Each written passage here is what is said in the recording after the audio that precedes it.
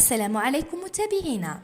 يبدو أن الفنانة الجزائرية ياسمين بالقاسم التي اشتهرت بأغنية من أجلك عشنا يا وطني لم تنسى ما فعلته بها المؤثرة أميرة ريان منذ 4 سنوات مضت، حين انتقدتها علنا في حصة تلفزيونية بسبب إشهارها لمكمل غذائي من أجل الحمل، وهي ليست بطبيبة مختصة.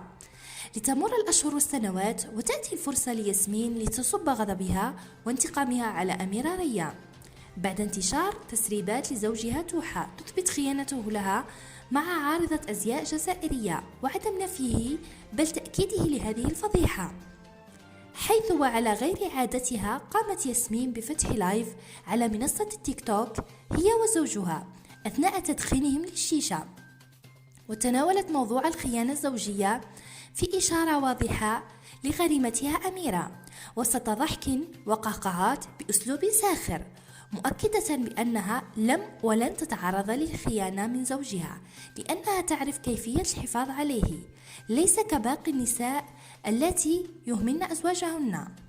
وأضافت أن الخيانة الزوجية مقرفة على قدر ما هي مؤلمة، وأنها ليست من النوع السهل الذي يسامح أخطاء بسيطة، فما بالك بخيانة شريك العمر. شكرا لكم متابعينا.